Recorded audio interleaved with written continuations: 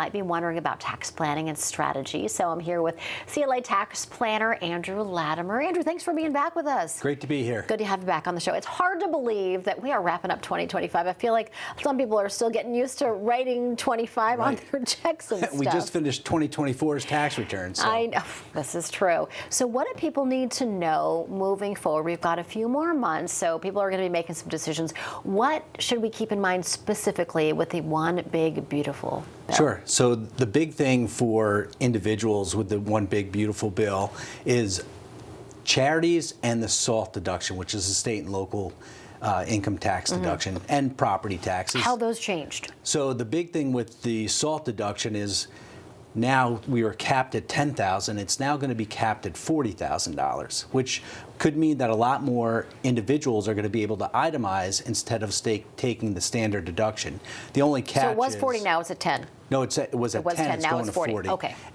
But the one big change that's going to happen is once you hit $500,000 of adjusted gross income, that $40,000 is going to get reduced by 30%.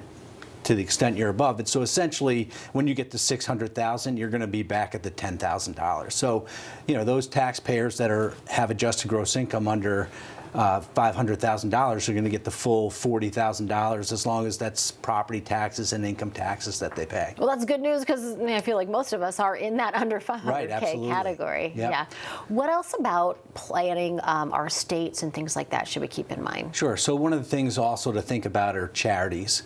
So starting in 2026, well, actually, 2026, the charities are going to be limited by 0.5% of your adjusted gross income. So to make it easy, if you make $500,000, it means the first $2,500 of charities gets knocked off, so you don't get to deduct them. And with the SALT deduction, with $40,000, it means more people will be itemizing, so the charities will really mean a lot more. So one of the things that we've been talking about is if you know you have an obligation, maybe you pledged something, maybe you make the deduction in 2025 instead of 2026, because in 2025 you know you'll get the entire deduction.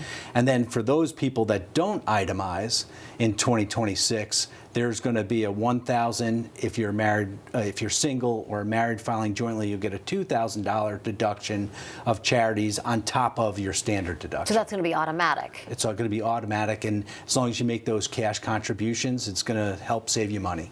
So one thing people might need to keep in mind and to question whether they're going to itemize or take the standard deduction, because some people might think it's easier to just take the standard, right? Right. A lot of people think it's easier to take the standard deduction, but again, with the increased state and local tax deduction and mortgage interest and charities, a lot of people might find themselves above that, and if they're above that standard deduction, it means they get more deductions against their income, which will allow them to pay less taxes. I mean, it does take a little bit more work. You'd have to go through your receipts and emails to find out all of those things that can help you if you're going to itemize. And especially with the charities, you got to make sure you have your proper letters and documentation. So, but it might be worth it. Absolutely. Well, let's talk about education accounts, because those are a great way as well. Yep. So the 529 college saving plans, they're great, especially in Connecticut. Connecticut allows a deduction of up to $10,000 of money that's contributed to the CHET, which is the Connecticut Higher Education Trust, and that's the 529 plan for Connecticut, and that could save you $500 on your state taxes. Right. So it's really a nice benefit. Plus, by putting the money in the college savings plans, it's able to grow, and it grows tax-free as long as you use that money for, education.